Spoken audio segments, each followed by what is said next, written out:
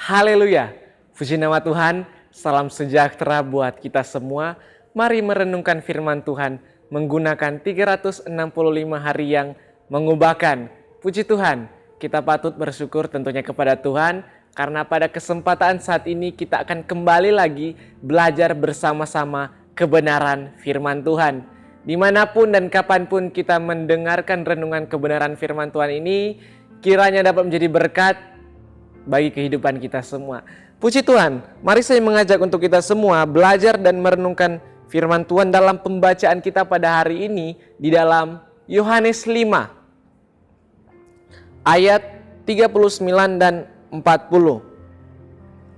Saya akan membacakannya untuk kita semua. Bapak Ibu Saudara dapat menyimaknya dan mengikutinya di dalam Alkitab kita masing-masing. Firman Tuhan di dalam Yohanes 5 ayat 39 sampai 40. Kamu menyelidiki kitab-kitab suci sebab kamu menyangka bahwa olehnya kamu mempunyai hidup yang kekal.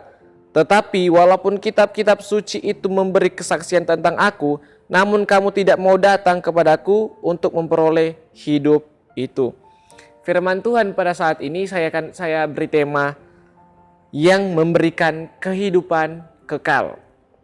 Ya, kalau kita mau observasi di sini, kitab Yohanes ini adalah salah satu kitab Injil, dan yang menulis kitab Injil ini adalah Yohanes sendiri, murid yang dikasihi, mantan nelayan, anak dari Zebedeus. Yohanes juga menulis beberapa kitab, yaitu 1, 2, dan 3 Yohanes dan kitab Wahyu. Ayat yang telah kita baca ini adalah perkataan Yesus atau kesaksian Yesus kepada orang-orang Yahudi.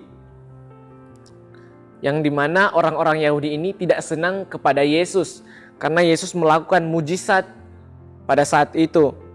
Kalau kita melihat perikop yang pertama, di sana ada suatu peristiwa Yesus menyembuhkan orang sakit pada hari Sabat. Dan orang-orang Yahudi itu melihat dan menentang apa yang Yesus lakukan. Walaupun yang Yesus lakukan itu adalah hal baik, tetapi mereka tidak menyukainya. Dan kitab ini ditulis sekitar tahun 85 dan 95 Masehi. Nah, kalau kita melihat respon yang terjadi ketika Yesus menyembuhkan orang sakit ini, kita bisa melihat orang Yahudi tidak menyukainya sehingga Yesus harus bersaksi tentang dirinya. Nah, itu adalah sedikit observasi yang dapat kita lihat dan pelajari.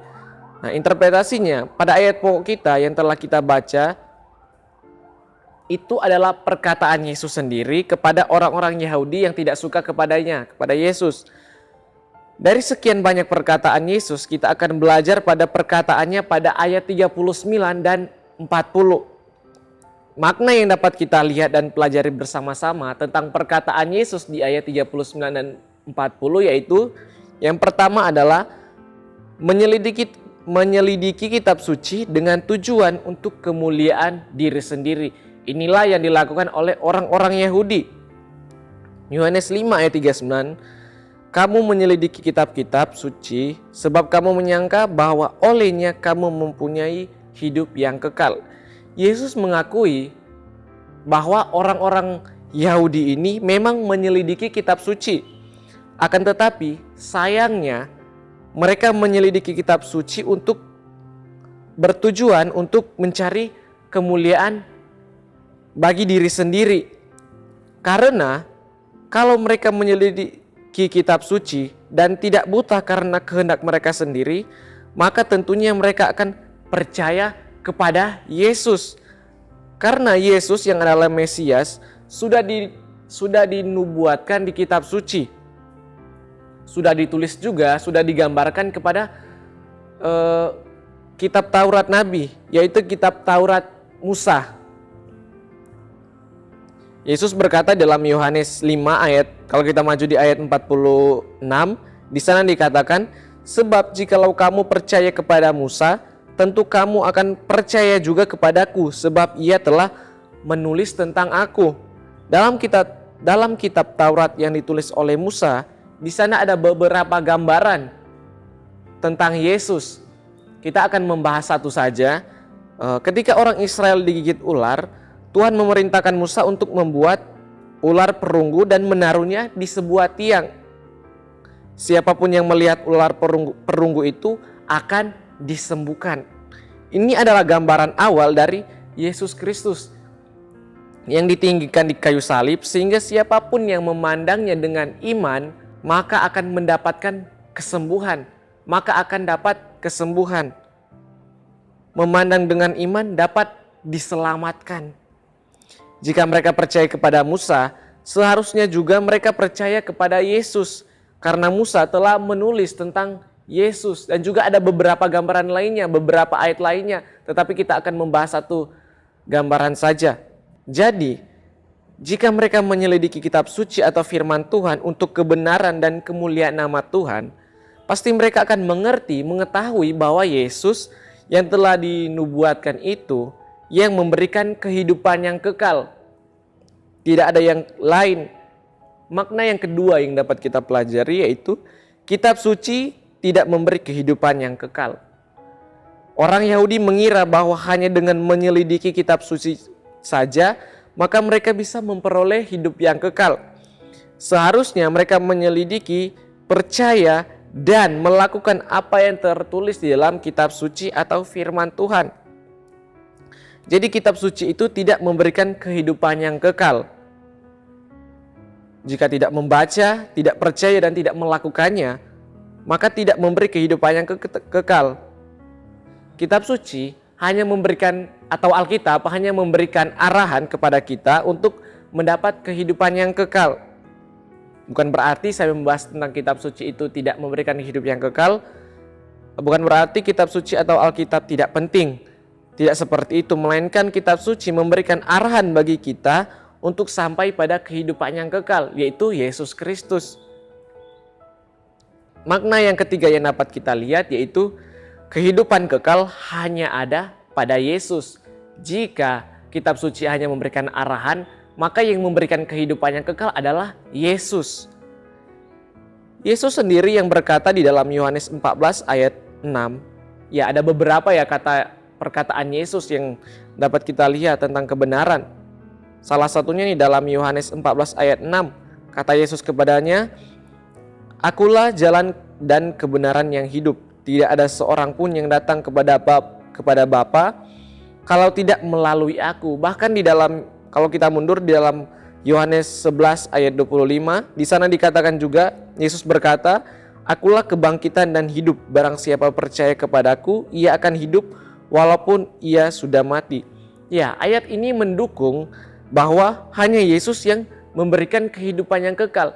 Kehidupan yang kekal hanya ada kepada Yesus. Kitab suci hanya memberikan arahan, tuntunan untuk kehidupan yang kekal, tapi Yesuslah yang memberikan kehidupan yang kekal tersebut. Jadi jika orang Yahudi ini menyelidiki tentang kebenaran, maka mereka akan tahu bahwa hanya Yesus yang memberikan kehidupan yang kekal, bukan yang lain-lain.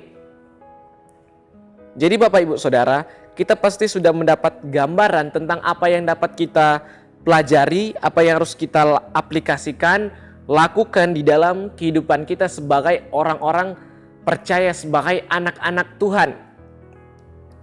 Tentunya yang pertama adalah percaya kepada Yesus. Karena hanya pada Yesus saja kita dapat memperoleh kehidupan yang kekal. Banyak Bapak Ibu Saudara di luar sana yang mengajarkan bahwa di luar Yesus ada keselamatan. Juga ada yang mengatakan hanya dengan berbuat baik maka bisa memperoleh keselamatan. Itu mereka menyalahgunakan arti dari kasih karunia Tuhan. Padahal konteksnya itu kasih karunia Tuhan itu memberikan keselamatan jika percaya dan melakukan apa yang Tuhan kehendaki di dalam kehidupan kita. Jadi kita setiap anak Tuhan harus tetap teguh percaya kepada Yesus. Kita sebagai anak-anak Tuhan yang percaya kepada Yesus juga harus melakukan apa yang Tuhan Yesus ajarkan, apa teladan yang Tuhan Yesus tinggalkan bagi setiap kehidupan kita. Dan aplikasi yang kedua adalah menyelidiki firman Tuhan dan melakukannya. Bukan hanya menyelidiki saja, tetapi harus juga melakukan firman Tuhan tersebut. Tentunya hal itu juga sangat penting karena kita dapat mengetahui apa yang selengkapnya kita harus lakukan. Dan juga banyak ajaran dan teladan yang Yesus tinggalkan bagi kita. Dan itu harus kita ketahui dan melakukannya di dalam setiap kehidupan kita sehari-hari. Di dalam kitab suci banyak hal yang harus kita selidiki, banyak hal yang harus kita pelajari. Agar banyak juga pengetahuan tentang kebenaran firman Tuhan yang kita dapat lihat, yang kita dapat juga mengikuti mana yang baik, mana yang benar, mana yang berkenan di hadapan Tuhan. Puji Tuhan, kesimpulan yang dapat kita lihat adalah keselamatan, kehidupan yang kekal hanya diberikan oleh Yesus yang adalah Tuhan dan Juru Selamat kita manusia. Ingat, tidak ada keselamatan di luar Yesus. Keselamatan hanya ada di dalam Yesus. Jadi tetap percaya kepada Tuhan, tetap tekun berjalan seturut dengan kehendaknya di dalam setiap kehidupan kita. Puji Tuhan, kiranya firman Tuhan ini dapat menjadi berkat dan kekuatan bagi kehidupan kita semua.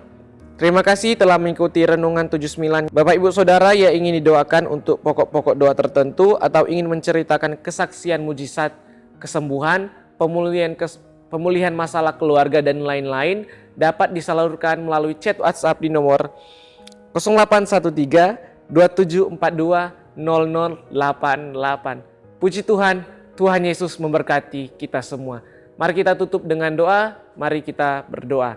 Terima kasih Tuhan, kami mengucap syukur atas setiap berkat firman Tuhan yang datang dalam kehidupan kami Tuhan. Yang mengajarkan kami bahwa hanya di dalam Yesus sajalah yang kami dapat memperoleh kehidupan yang kekal. Hanya Tuhan Yesus yang memberikan kehidupan kekal bagi setiap kami Tuhan. Oleh sebab itu Tuhan, ajari kami, mampukan kami dalam setiap kehidupan kami untuk kami selalu menyelidiki dan melakukan firman Tuhan dalam setiap kehidupan kami Tuhan, agar kami dapat memperoleh kehidupan yang kekal yang sedang Tuhan kerjakan di dalam kehidupan kami, yang Tuhan telah sediakan bagi kehidupan kami Tuhan. Terima kasih Bapa, terima kasih Tuhan Yesus, terima kasih. Ya Tuhan, terima kasih Engkau pokok anggur dan keluarga GPD El Shaddai Magelang ranting-rantingnya. Kiranya keluarga GPD El Shaddai Magelang terus tinggal di dalam-Mu dan Engkau di dalam keluarga GPD El Shaddai Magelang. Sehingga keluarga GPD El Shaddai Magelang berbuah banyak di dalam Tuhan.